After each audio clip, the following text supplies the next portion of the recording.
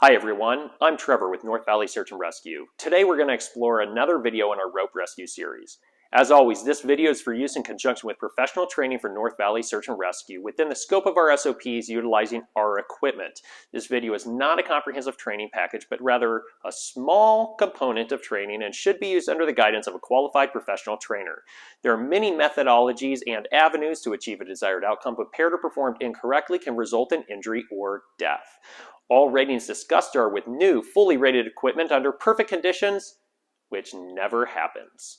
Used equipment, time, UV exposure, use, application, or any other condition or alteration will change the load capacity. All ratings discussed are approximations and are simplified for your basic understanding purposes only, not to calculate the actual loads or forces. We are glad that you're here with us today, and for a quick reference back to this video and others of ours, please click on the red subscribe button below, or just below that, the add to button and create your own playlist. Might I suggest naming one SAR. So let's kick into today's video. In this video, we're going to explore the overhand knot and water knot. These knots are used with webbing to tie two ends of webbing together. That can be to create a loop or to tie two different sections of webbing together to create more length. Let's dive in on how to tie these. We're going to tie an overhand knot where I'm going to take a piece of webbing and I'm going to, if you remember from rope fundamental class, this is called a bight, this is called a loop, and we're going to create a loop and then take the end of the webbing and push it through the loop.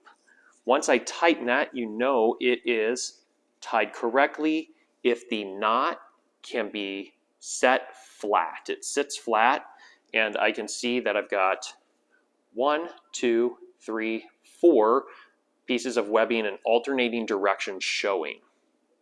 Now once I have that overhand knot created, I'm going to create a water knot, which is to use two ends of webbing to tie this together. For visual sake, I'm going to use a second piece of webbing, which is a different color, just for you to be able to see. What I'm going to do is take one end, one of the tails, and I'm going to lay it up against this other tail, and I'm going to follow it through the knot. So wherever that strand goes, I'm going to wrap it around and follow it so it goes in one side and it comes out the other. So you'll notice here that I have two pieces of webbing coming in. I've got two here, and I've got two coming out the other side, and likewise on this.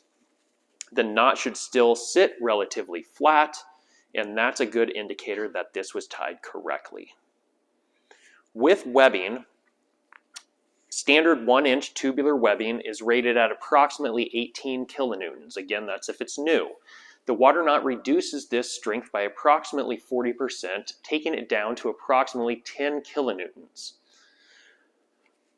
A couple of considerations that we need to take into account when we have webbing tied into a water knot.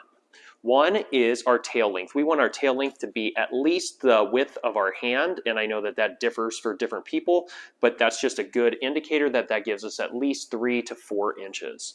2 is that it's dressed appropriately, so the knot lays flat and there aren't any twists inside of the knot. We hope this video was helpful in understanding this component of our rope rescue system. Thank you all for watching the video. Remember to subscribe below to have quick and easy access to all of our videos. We look forward to seeing you in class and out in the field.